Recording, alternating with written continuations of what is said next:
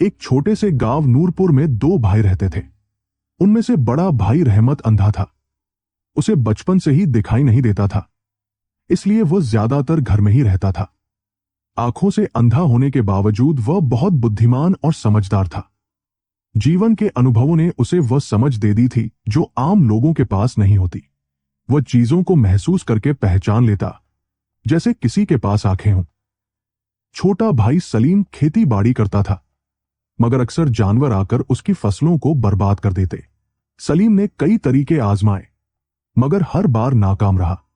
कोई ना कोई जानवर आकर फसल उजाड़ देता। आखिर एक दिन उसे एक ख्याल आया। उसने सोचा क्यों ना बड़ा भाई रहमत की मदद ली जाए। उसने खेत में एक छोटी सी झोपड़ी बना दी और रहमत को वहां बिठा दिया।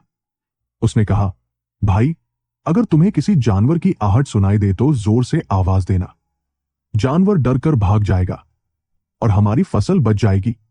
रहमत ने हामी भर ली और उसी दिन से वो खेत में रहने लगा। जब भी उसे किसी जानवर की आहट महसूस होती, वो जोर जोर से आवाज लगाता। जानवर डरकर भाग जाते और रहमत फिर झोपड़ी में जाकर बैठ जाता। कई दिन यही सिलसिला चलता रहा। एक दिन एक हिरन खेतों में दौड़ता हुआ आया और बाड़ तोड़कर गुजर गया। उसके पीछे पीछे बादशाह अपने सिपाहियों के साथ शिकार करते हुए वहां पहुंचा। बादशाह ने रहमत को देखा और पूछा, ए भाई, क्या तुमने यहां से कोई जानवर गुजरते देखा है? रहमत ने मुस्कुराकर जवाब दिया, जनाब, मैं तो अंधा हूं, देख नहीं सकता। मगर जो हिरन यहां से गुजरा है वो आपके शिकार के लायक नहीं। मेरा मशवरा है कि आप अपना वक्त जाया न करें। बादशाह हैरान रह गया। वो सोचने लगा, ये अंधा आदमी कैसे जानता है कि मैं हिरन का पीछा कर रहा था? उसने कहा, एक तरफ तुम कहते हो तुम्हें दिखाई नहीं देता और दूसरी तरफ तुम जानवर की पहचान भी बता रहे हो। आखिर तुम्हें ये सब कैसे मालूम हुआ? रहमत ने नरमी से कहा, हुजूर, जिसे आप हिरन समझ रहे हैं वो दरअसल मादा हिरन है और वो गर्भवती है। आप जैसे इंसाफ पसंद बादशाह के लिए मुनासिब नहीं कि वह एक होने वाली मां का शिकार करे, इसलिए मैंने अर्ज किया कि वो आपके लायक नहीं। बेहतर है कि आप अपना वक्त बचाएं और किसी दूसरे शिकार की तलाश करें। यह सुनकर बादशाह और हैरान रह गया। वो सोचने लगा, ये अंधा व्यक्ति तो बज़ाहिर कुछ नहीं देख सकता, मगर इसकी बसीरत आम लोगों से कहीं ज्यादा है। बादशाह हैरान था कि आखिर इस अंधे आदमी को कैसे मालूम हुआ कि वो हिरनी हामिला है। उसने फौरन अपने एक सिपाही को बुलाया और कहा, मैं इस जानवर को जिंदा देखना चाहता हूं। अगर ये अंधा आदमी इतने यकीन से कह रहा है तो मैं उसकी बात की हकीकत जरूर जांचूंगा। अगर वाकई वो हिरनी हामिला हुई तो वो हमारे शिकार के लायक नहीं। सिपाही ने इजाजत ली, घोड़े पर सवार हुआ और हिरनी की तलाश में निकल पड़ा। कुछ दूर जाकर उसने देखा कि वह हिरनी एक दरख्त के नीचे रुकी हुई थी। सांस फूल चुकी थी और उसके पेट से साफ जाहिर था कि वो हामिला है। यह देखकर सिपाही हैरान रह गया। वो फौरन वापस आया और बादशाह से अर्ज किया, हुजूर, इस अंधे आदमी ने जो कहा था वो बिल्कुल सच है। वो वाकई हामिला हिरनी है। यह सुनकर बादशाह शशतर रह गया। वो सोच में पड़ गया कि आखिर एक अंधा आदमी को इतनी बारीक बात कैसे मालूम हो सकती है। उसने फैसला किया कि वह इस भेद को जरूर जानेगा। बादशाह ने रहमत से कहा, देखो भाई, मुझे यकीन नहीं कि तुम वाकई अंधे हो या नहीं, मगर मैं तुमसे एक बात जानना चाहता हूं। क्या तुम मेरे सवालों के जवाब दोगे? रहमत ने आजिजी से जवाब दिया, जनाब, आप जो चाहे पूछें, मैं सच सच बताऊंगा। बादशाह ने कहा, एक तरफ तुम कहते हो कि तुम नाबीना हो और दूसरी तरफ तुमने ये भी बता दिया कि जिस जानवर का मैं पीछा कर रहा था वो हामिला हिरनी है। तुम्हें ये सब कैसे मालूम हुआ? यहां तो बहुत से जानवर आते होंगे। रहमत ने जवाब दिया, हुजूर, जब वह हिरनी मेरे खेतों में आई तो उसके दौड़ने की रफ्तार और कदमों की आहट से मैं समझ गया कि वो नर नहीं मादा है। मेरे खेत की बाड़ ऊंची नहीं है। अगर वो हिरन होता तो आसानी से उछलकर निकल जाता, मगर उसने ऐसा नहीं किया, बल्कि बाड़ तोड़कर भागी। इससे मुझे अंदाजा हो गया कि वो हामिला है और अपने पेट में पल रहे बच्चे की हिफाजत के लिए उसने छलांग नहीं लगाई। बादशाह ने दोबारा पूछा, और तुम्हें यह कैसे मालूम हुआ कि वो हिरनी थी, कोई दूसरा जानवर नहीं? रहमत ने मुस्कुरा कर कहा, जनाब, मैं सुबह से शाम तक यही बैठा रहता हूं। सच है कि अल्लाह ने मुझे बिनाई नहीं दी, मगर उसने इसके बदले में मुझे अक्ल और सुनने व महसूस करने की जबरदस्त कुव्वत अता की है।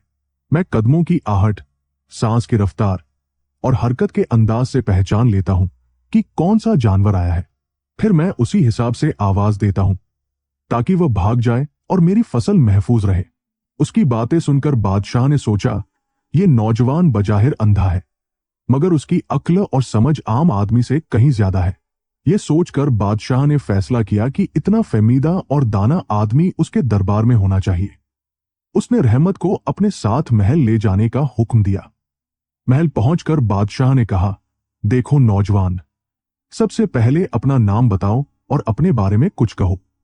रहमत ने मुअद्दबाना अंदाज में जवाब दिया, जनाब, मेरा नाम रहमत है और सब लोग मुझे इसी नाम से पुकारते हैं। उसके बाद रहमत ने अपनी जिंदगी की कहानी सुनानी शुरू की। रहमत ने बादशाह को अपनी जिंदगी की सारी हकीकत सादगी से बता दी। बादशाह ने मुस्कुरा कर कहा, रहमत, तुम जैसे अक्लमंद और दूरंदेश आदमी की मैं बहुत कदर करता हूं। मैं चाहता हूं कि तुम आज से मेरे महल में रहो। मैं तुम्हें अपने दरबार में मुलाजिम रखना चाहता हूं। अगले दिन बादशाह ने रहमत को अपने पास बुलाया और कहा, रहमत, तुम बहुत जहीन और फहमीदा आदमी हो। तुम्हें बातों की गहराई फौरन समझ आ जाती है। मैं तुमसे एक सवाल पूछना चाहता हूं। क्या तुम बता सकते हो कि मैं अपने वालिदैन की हकीकी औलाद हूं या किसी और की? रहमत ने मुअद्दबाना अंदाज में कहा, जनाब, आपको इस बात से क्या गुरज होनी चाहिए? आप सल्तनत के बादशाह हैं। बेहतर है कि यह सवाल दिल से निकाल दे।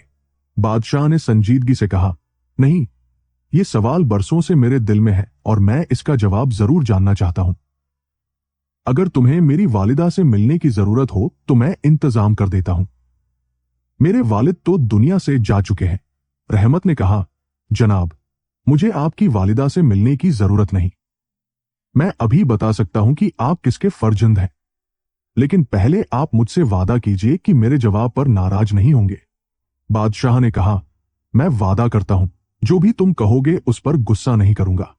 रहमत ने आहिस्ता से कहा, जनाब, असल बात यह है कि आप एक कंजूस ताजिर की औलाद हैं और उसकी कंजूसी की आदत आप में भी मुंतकिल हो गई है। यह सुनते ही बादशाह के चेहरे का रंग बदल गया। उसने गुस्से में तलवार खींच ली और सीधा अपनी वालिदा के पास जा पहुंचा। गुस्से में बोला, मां, सच बताओ, क्या मैं वाकई अपने वालिद का बेटा हूं? अगर तुमने झूठ बोला तो मैं अपनी जान दे दूंगा। मलिका ने कांपते हुए कहा, बेटा, बात दरअसल यह है कि तुम हमारे अपने नहीं हो। हमें औलाद नसीब नहीं थी। मैं और तुम्हारे वालिद तुम्हें एक ताजिर के घर से लेकर आए थे और तुम्हें अपनी औलाद की तरह पाला। वो ताजिर तुम्हारे वालिद के करीबी दोस्त थे, लेकिन वो बहुत कंजूस आदमी थे। एक हादसे में उनका घर जल गया, पूरा खानदान खत्म हो गया, बस तुम जिंदा बचे थे। तुम बहुत छोटे थे और हमने तुम्हें अपना लिया। हमने तुम्हें हमेशा अपनी औलाद से बढ़कर चाहा, लेकिन यह सच है कि तुम हमारा खून नहीं हो। यह सुनकर बादशाह खामोश खड़ा रह गया। उसके दिल में अजीब सा एहसास पैदा हुआ। फिर वह महल से वापस रहमत के पास आया और बोला, रहमत, तुम्हें यह कैसे मालूम हुआ कि मेरे वालिद एक कंजूस ताजिर थे?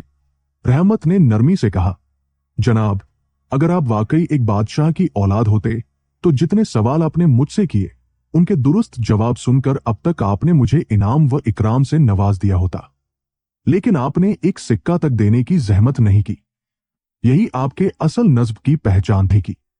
रहमत ने समझ गया था कि आप किसी कंजूस ताजिर की औलाद हैं, न कि किसी बादशाह की। बादशाह ने यह बात सुनी तो शर्मिंदगी से सर झुका लिया। वो बोला, रहमत, तुमने बिल्कुल ठीक कहा। आज से मैं अपनी ये कंजूसी की आदत हमेशा के लिए छोड़ देता हूं। ये कहकर बादशाह ने सोने की अशरफियों से भरी एक थैली रहमत के हाथ में दे दी और कहा, रहमत, मुझे यकीन है कि जो कुछ आज हमारे दरमियान बात हुई है वो तुम अपने सीने में ही महफूज रखोगे। रहमत ने आजिजी से जवाब दिया, जनाब, मुझे अपने वालिदैन की रूह की कसम है, ये राज हमेशा मेरे दिल में दफन रहेगा। बादशाह खुश होकर बोला, रहमत, आज से तुम मेरे खास लोगों में से हो, मगर एक अहम बात जाननी है। कुछ दिनों से मुझे शक है कि मेरे दरबार में कोई मेरे खिलाफ साजिश कर रहा है। क्या तुम अपनी अक्ल और हिस्से से ये जांच सकते हो कि हकीकत क्या है? रहमत ने सोचकर कहा, जनाब, ये मामला बहुत नाजुक है, मगर अगर आप इजाजत दे तो मैं दरबार के सभी वजीरों और अमीरों से मुलाकात करके अंदाजा लगा सकता हूं कि कहीं कोई साजिश तो नहीं हो रही।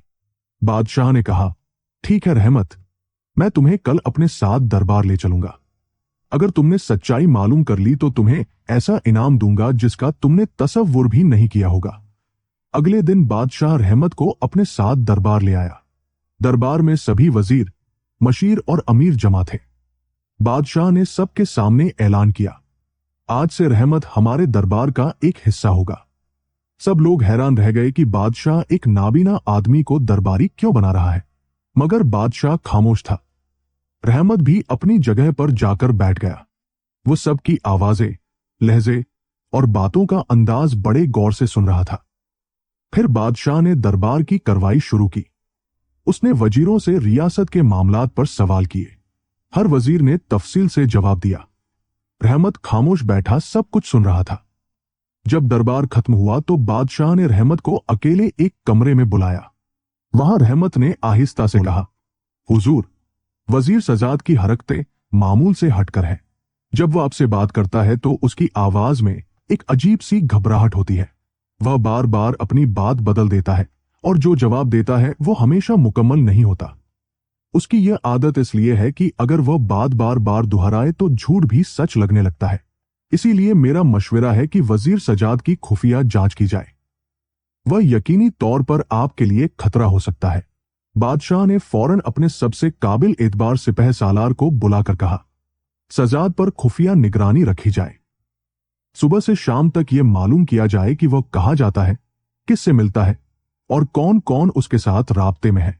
ये सारी मालूमात मुझे फराहम की जाए। सिपह सालार ने चंद खास जासूसों को तैनात किया जो वजीर के पीछे लग गए।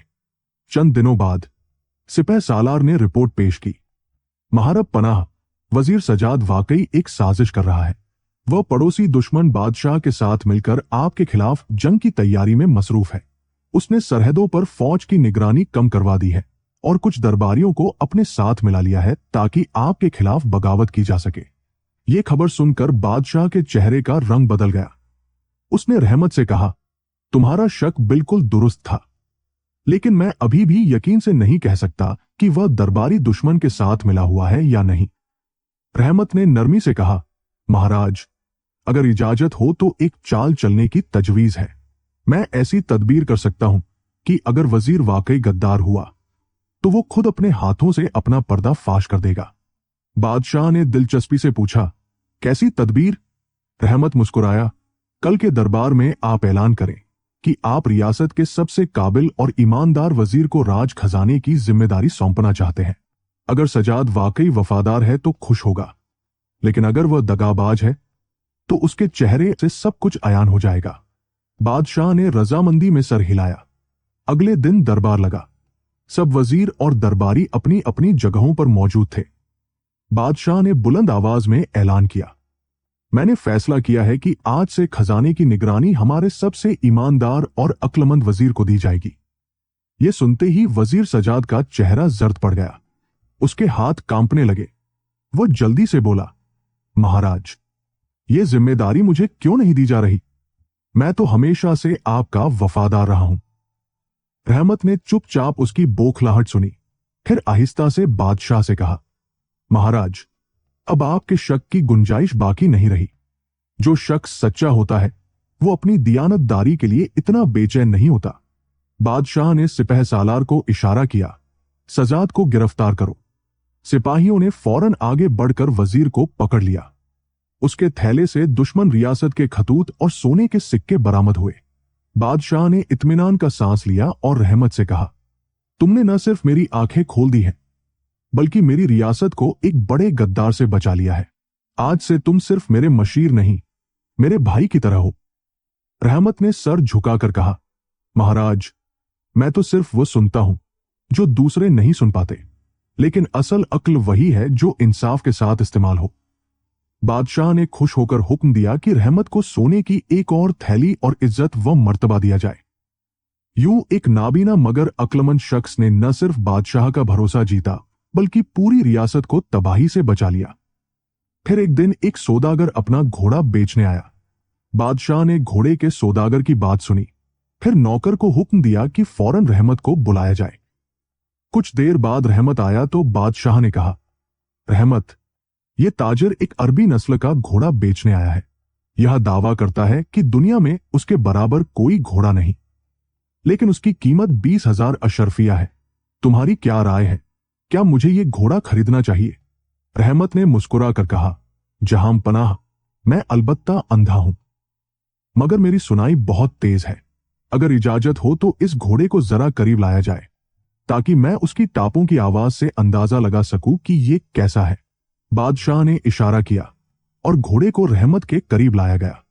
रहमत ने अपने कानों को जरा सा झुकाया और बोला, जहां पनाह, इस घोड़े की टापों में जो गूंज है वो किसी असली अरबी नस्ल के घोड़े की नहीं। उसके सांस लेने का अंदाज भी कमजोर है। मेरे ख्याल में ये घोड़ा बीमार है या फिर बहुत ज्यादा थकाया गया है। उसकी कीमत 1 अशरफी भी ज्यादा है। यह सुनकर सौदागर का रंग उड़ गया, मगर वह जल्द संभल कर बोला, यह आदमी अंधा है, उसे घोड़ों का क्या इल्म? ये तो झूठ बोल रहा है। बादशाह ने खामोशी से सिपाहियों को इशारा किया कि घोड़े को महल के अस्तबल में ले जाया जाए और शाही तबीब से उसका मुआयना करवाया जाए। कुछ ही देर बाद तबीब वापस आया और कहा, जहां पनाह, रहमत बिल्कुल दुरुस्त कह रहा है। ये घोड़ा दरअसल अंदर से बीमार है। उसे दौड़ाने पर यह किसी भी वक्त गिर सकता है। यह सुनकर बादशाह ने गुस्से से कहा, झूठ बोलने की जुर्रत कैसे की तूने? और सौदागर को कैद करने का हुक्म दे दिया। फिर रहमत की तरह मुतवज्जह होकर कहा, रहमत, तुम वाकई मेरे लिए खुदा का इनाम हो। तुम्हारी दानाई ने एक बार फिर मुझे बड़े नुकसान से बचा लिया। रहमत ने आजिजी से जवाब दिया, जहां पनाह, यह सब आपके एतबार का नतीजा है। मैं तो सिर्फ अपनी जिम्मेदारी निभा रहा हूं। उसके बाद बादशाह ने रहमत को मुजैद इज्जत दी और उसे दरबार में खास मशीर के ओहदे पर फाइज कर दिया। अब बादशाह कोई भी फैसला करने से पहले रहमत की राय जरूर लेता।